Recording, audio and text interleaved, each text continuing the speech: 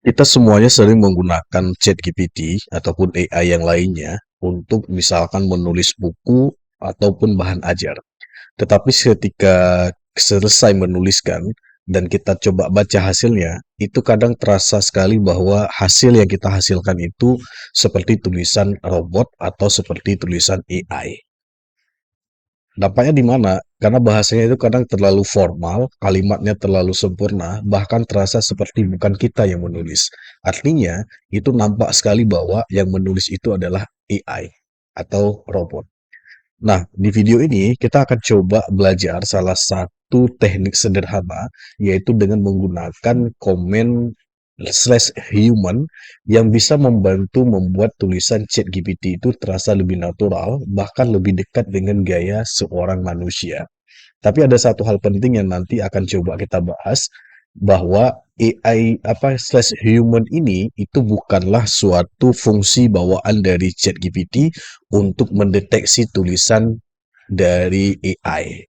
Nah, bagaimana teknik dan trik daripada penggunaan slash human ini untuk menulis suatu hasil, baik itu modul, buku ajar, ataupun yang lainnya, yang bisa digunakan oleh seorang guru atau seorang dosen untuk menulis buku itu dan hasilnya itu terasa lebih manusianya. Nah, di video ini kita akan coba bahas semuanya dari pertama teori, kemudian kita nanti akan langsung mempraktekannya di dalam penggunaan slash human di dalam ChatGPT. Terkadang kita sering melihatnya seperti ini. Memang kalau kita menulis dengan prompt biasa, misalkan kita tinggal gunakan ChatGPT, itu memang kita tinggal buat dengan prompt langsung tolong tuliskan buku ini. Memang hasilnya itu ada, tetapi kalau kita baca dari hasil yang dihasilkan dengan prompt biasa saja tanpa menggunakan suatu teknik komennya, itu kadang tulisan itu terasa formal, terlalu sempurna, bahkan itu terlalu generik. Nah, kalau misalkan yang dimaksud lebih natural atau lebih manusianya, itu seperti yang dicontohkan seperti ini. Kalau kita lihat contoh yang ada ini, itu hasilnya itu terkadang nampak bahwa yang menulis itu adalah kita atau manusianya, bukan AI-nya. Nah, nah disinilah kita nanti akan coba membahas ada cara untuk membuat hasil daripada prompt AI itu atau misalkan hasil dari AI tetapi kelihatannya itu lebih natural. Natural dalam pastian di sini adalah yang menulis itu terasa bahwa itu adalah manusia, bukan robot.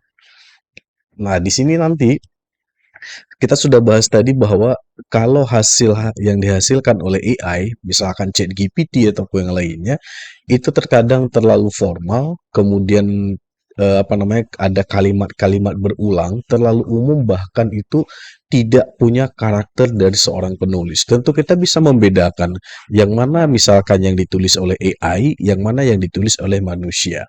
Nah, itulah faktor yang menjadi salah satu terkadang ada yang bilangnya kayak gini, oh bapak itu menulisnya menggunakan AI. Karena kenapa? Karena nampak sekali hasilnya itu adalah bahwa itu hasil daripada output AI. Nah, ini contohnya ya, ini contohnya. Kalau misalkan ada kita menuliskan prompt sederhana saja, misalkan kita nulis promptnya kayak gini, tuliskan pendahuluan buku tentang penggunaan AI dalam pembelajaran. Tentu hasilnya itu adalah seperti yang kita bilang sekali, terlalu umum, bahkan nampak bahwa itu hasilnya adalah AI. Nah, coba kita praktekkan sekarang. Misalkan saya akan bagi dua layar, saya buka ChatGPT. Oke, di samping saya adalah ChatGPT dan di samping di sini adalah hasil presentasi saya. Misalkan kita nulisnya kayak gini. Tuliskan pendahuluan buku tentang penggunaan AI dalam pembelajaran. Kalau kita enter, kita tidak menggunakan suatu teknik-teknik atau prompt tertentu, maka hasilnya coba kita lihat, itu hasilnya adalah terlalu umum sekali. Nah, di sini coba kita lihat, di sini tidak nampak bahwa ini yang menulisnya adalah seorang manusia. Coba kita lihat. Di sini, kalau misalkan kita baca dari paragraf pertama sampai dengan paragraf terakhir, bahwa nampak sekali itu seperti yang kita bahas sebelumnya itu terlalu formal, kemudian misalkan tidak punya karakter penulis. Itu yang paling penting di sini ya, tidak ada punya karakter penulis.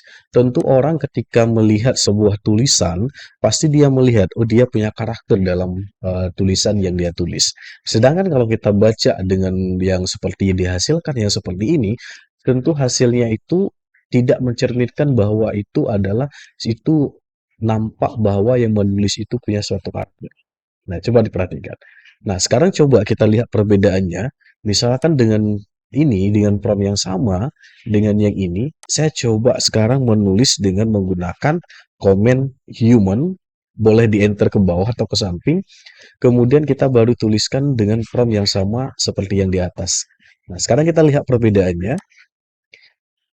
Nah, kalau kita lihat di sini, ada perbedaan yang memang menunjukkan bahwa kalau ini hasil daripada AI, kalau ini dia udah punya karakter atau istilahnya nampak bahwa ini yang menulisnya adalah seorang manusia. Coba kita lihat di sini.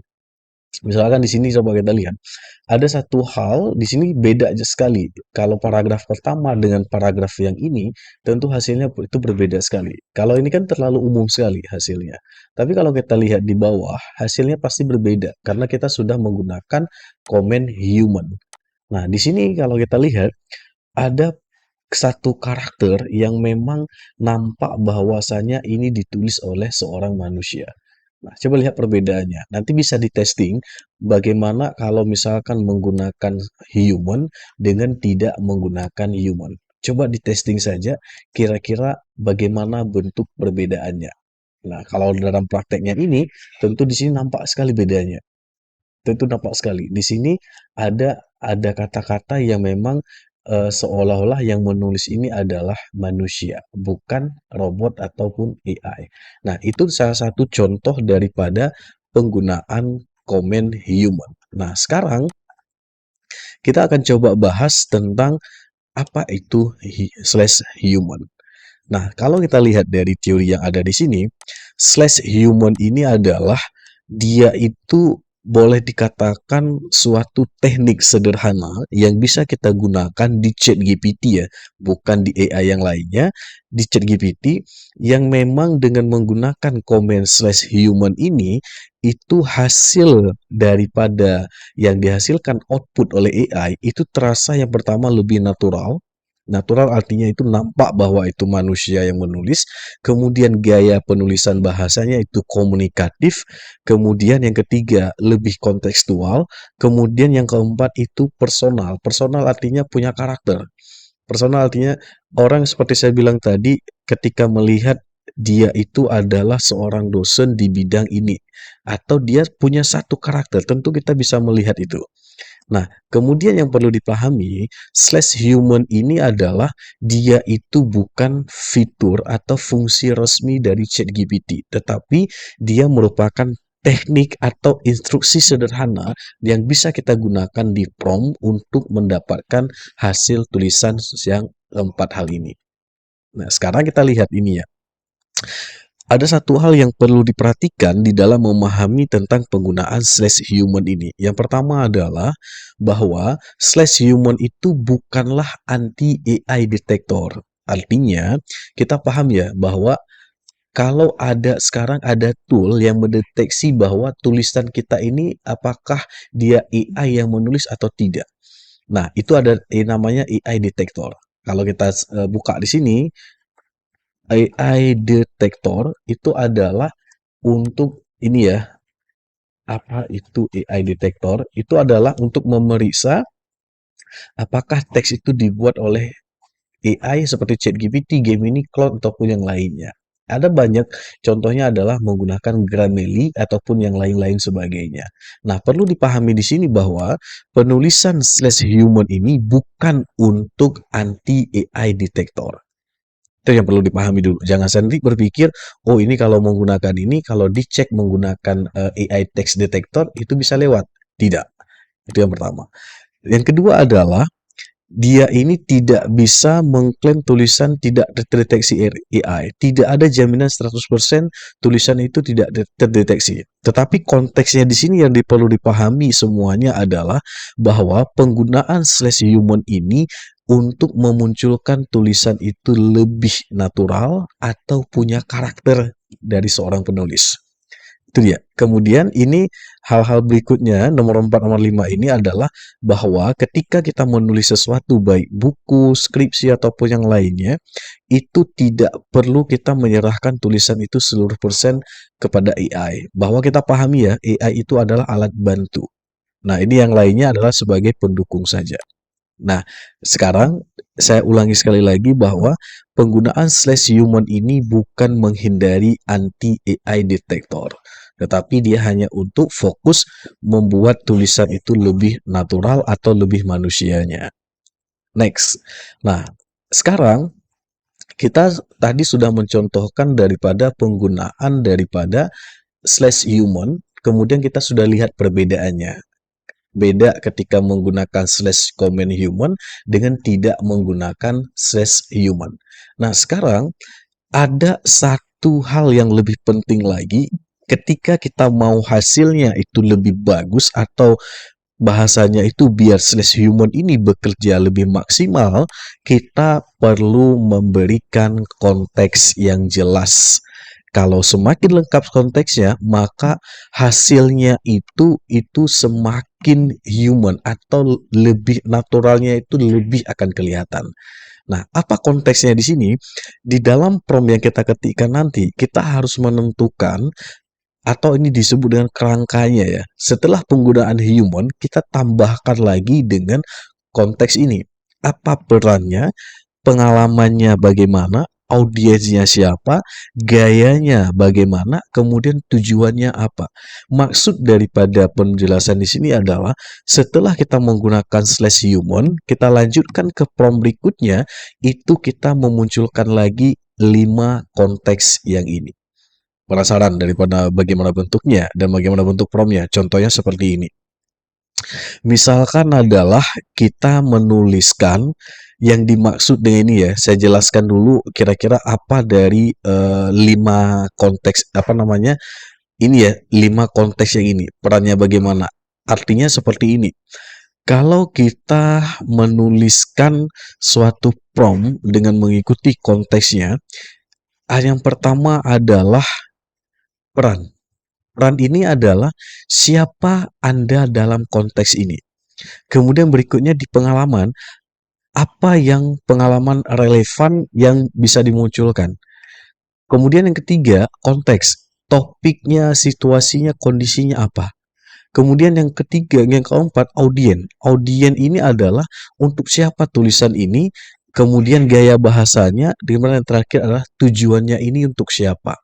Sehingga ketika kita menghubungkan antara formula human dengan konteks yang 6 hal ini, maka hasilnya itu akan lebih personal atau akan lebih natural. Nah, karena kita tahu ya, AI itu kalau kita salah mengetik prompt, maka hasilnya itu tentu akan nampak sekali robotnya dan lain sebagainya. Nah, sekarang contohnya seperti ini. Misal, kalau kita dalam mengetik prompt, prakteknya seperti ini ya. Saya contohkan aja sebelum saya ketik ini kan.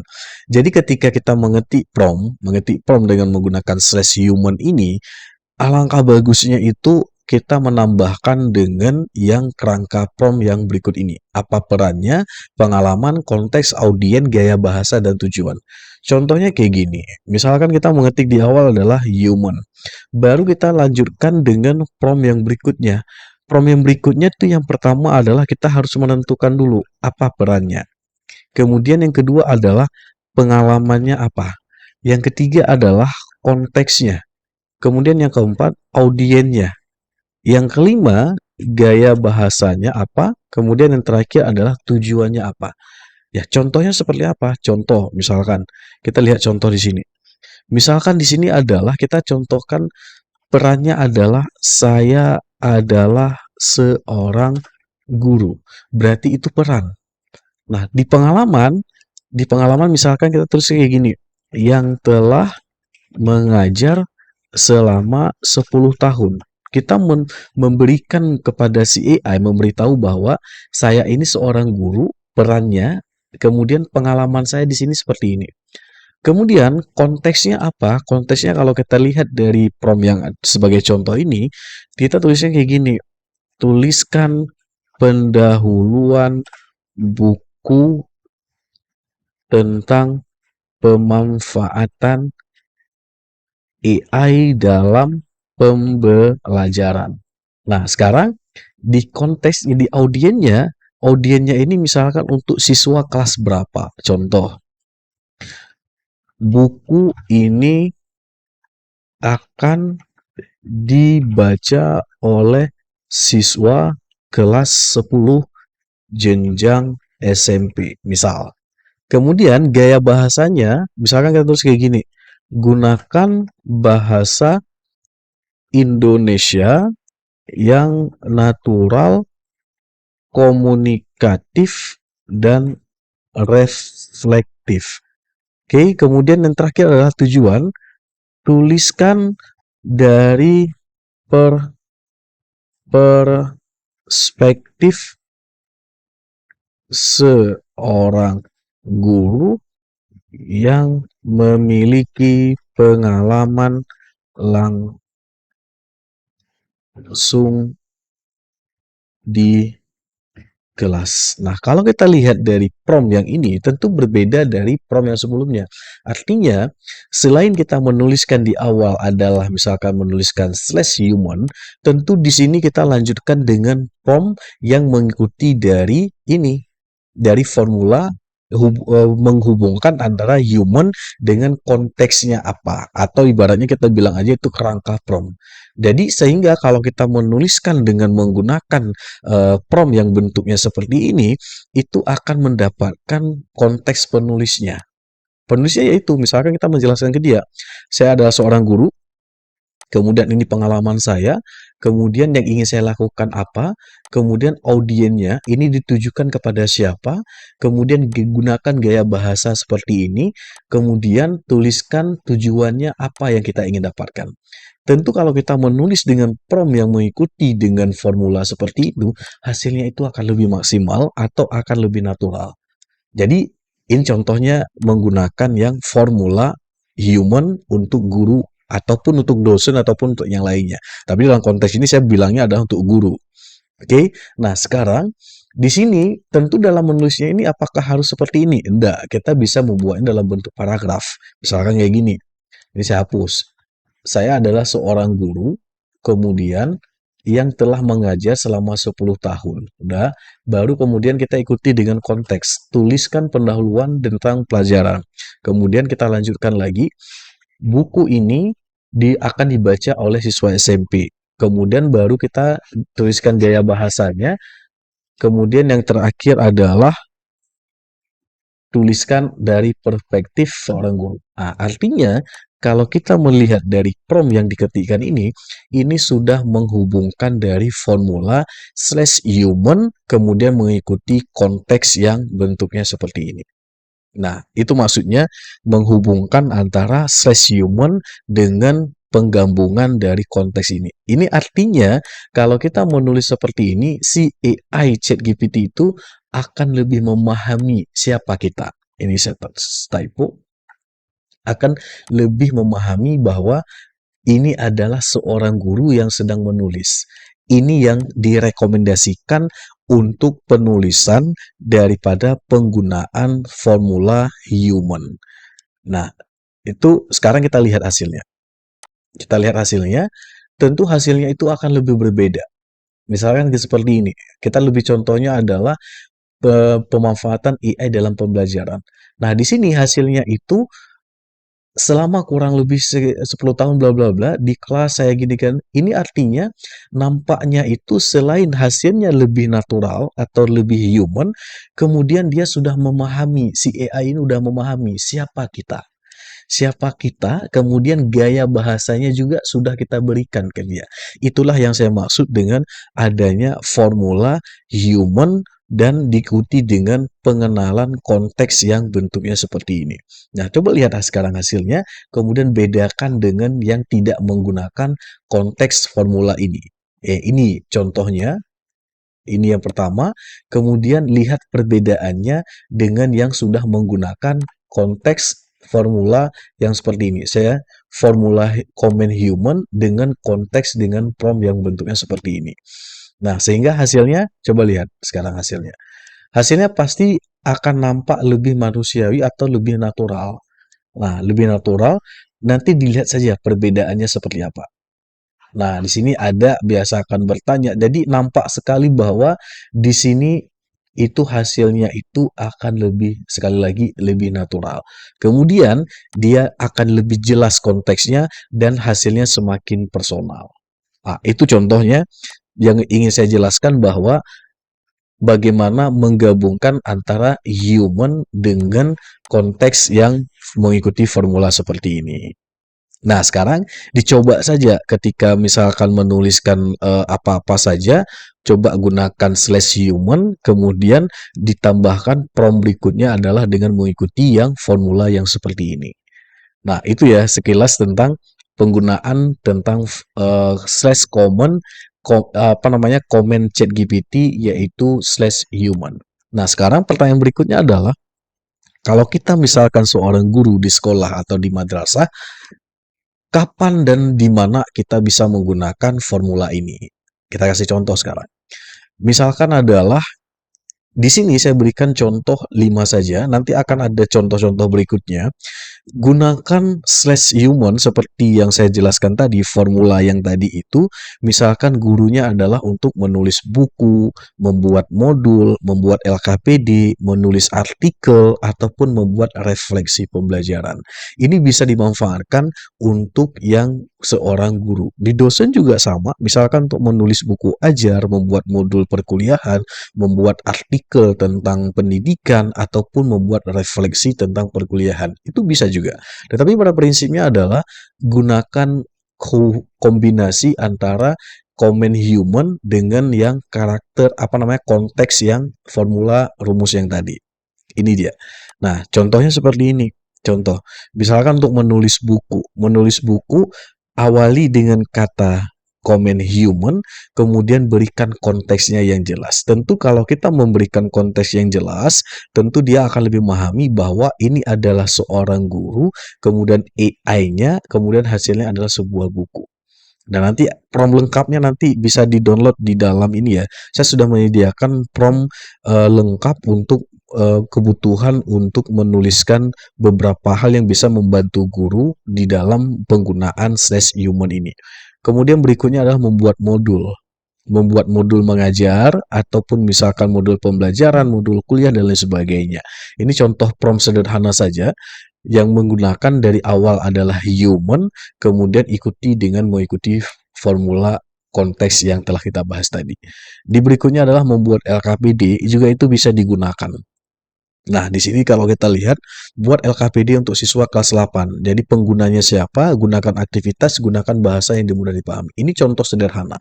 Prompt lengkapnya nanti sekali lagi ada di dalam link deskripsi dalam video ini. Berikutnya untuk menulis artikel. Nah, kalau kita misalkan seorang guru ataupun dosen yang suka menulis itu misalkan menulis konten, mengikuti lomba menulis, ataupun yang menulis puisi ataupun yang lainnya, ini saya sarankan ketika menulis itu gunakan formula human dengan yang formula yang kita bahas tadi sebelumnya, dan itu hasilnya akan lebih natural sekali. Kemudian berikutnya adalah membuat refleksi pembelajaran. Itu juga bisa digunakan daripada apa yang telah kita bahas. Mau lengkap promptnya, saya telah buatkan prompt human/human ini khusus untuk guru dulu ya. Nah, silahkan download promptnya di link berikut. Nah, saya sudah cantumkan juga di link di dalam deskripsi video ini. Ada 10 prompt human yang bisa dimiliki oleh guru untuk mempraktekkan daripada apa yang telah kita bahas. Saya tunjukkan promptnya. Ini promptnya. Nanti silahkan di-download saja. Yang pertama adalah untuk menulis buku ajar. Menulis buku ajar, coba gunakan dengan teknik prompting seperti yang kita bahas tadi. Ini prompt contohnya. Nah, di sini saya sudah memberikan perannya apa, pengalamannya apa, konteksnya, audiennya, gaya bahasa, dan tujuannya buat apa. Di dalam yang saya tandai seperti ini sesuaikan dengan apa topiknya. Misalkan kayak gini, topiknya apa, kemudian jenjang kelasnya berapa, kemudian bagian babnya itu bagian bab berapa. Nah, di sini untuk menulis buku ajar. Yang kedua, untuk membuat modul ajar, juga sudah saya berikan prompt bagaimana yang menulis lebih natural. Ini sudah saya pisah-pisahkan seperti ini. Membuat LKPD juga ada promptingnya, menulis soal asesmen, biar nampak itu bahwa kita yang nulisnya, bukan robot atau bukan AI. Kemudian berikutnya menulis refleksi pembelajaran, kemudian menulis artikel pendidikan, ini ada promptingnya, kita kan misalkan mau menulis tentang apa, kemudian membuat materi presentasi pembelajaran, yang ke-8 adalah membuat RPM atau rencana pembelajaran, biar lebih nampak bahwa itu manusia yang menulis, kemudian yang 9 memberikan umpan balik terhadap tugas siswa, yang terakhir adalah menulis buku dari pengalaman guru. Nah, di sini saya sudah menuliskan prompting dengan mengikuti formula slash human dan kontes formula rumus yang telah kita bahas tadi. Cara penggunaannya bagaimana? Saya contohkan satu seperti ini. Misalkan adalah menulis tentang konten pendidikan ya, biasa artikel ya, yang ini ya. Misalkan kita menulis opini, menulis tentang opini pribadi atau artikel lah, kita bisa menulisnya kayak gini. Saya copy aja. Prompt ini saya copy, kemudian langsung dibawa ke sini, ke dalam ChatGPT, kemudian ini silahkan nanti diedit ya. Misalkan kayak gini, perannya ini tinggal dihapus.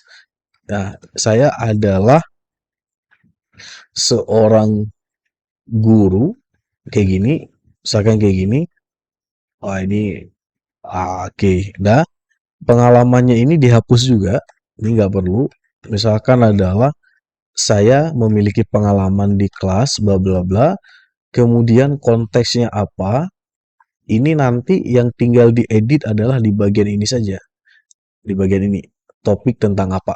Nah, kemudian di sini juga sama, pengalaman, audiennya, misalkan adalah audiennya artikel ini ditujukan kepada guru ataupun yang lainnya. Kemudian gaya bahasa ini adalah seperti yang kita bahas. Kemudian ini saya editing aja dulu sebentar.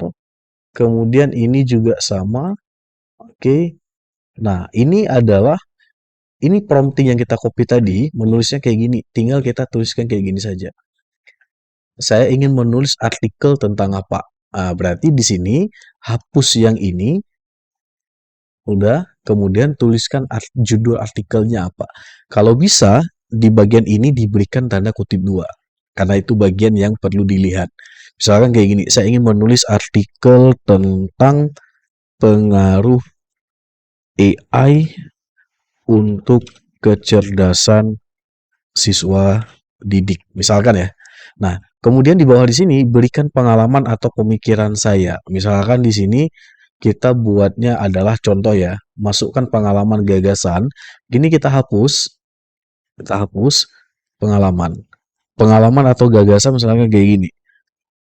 Artikel yang ditulis berdasarkan pengalaman pribadi dalam mengajar di kelas jenjang SMA,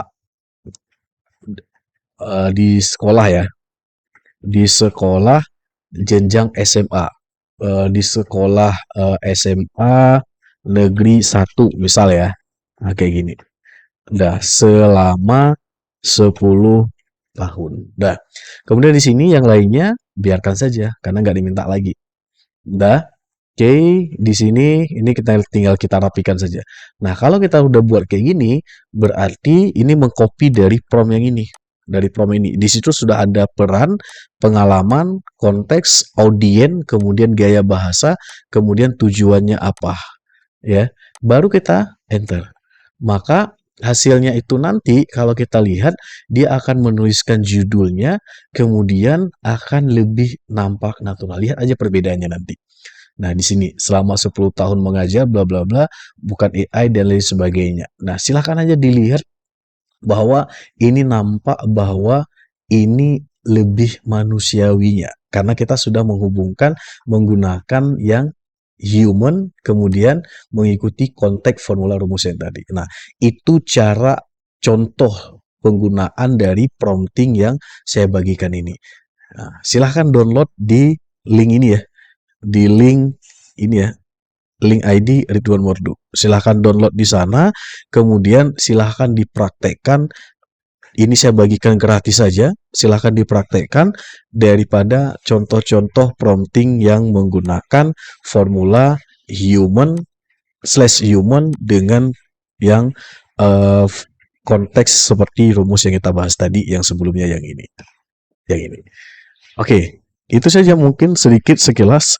Mudah-mudahan bisa bermanfaat. Artinya sehebat-hebatnya kita dalam menulis, tentu orang juga akan melihat apakah itu tulisan kita atau bukan.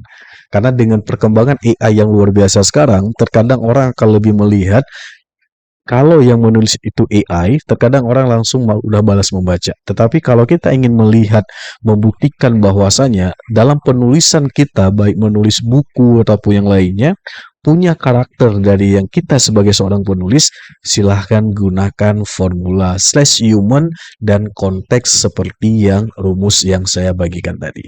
Semoga bermanfaat.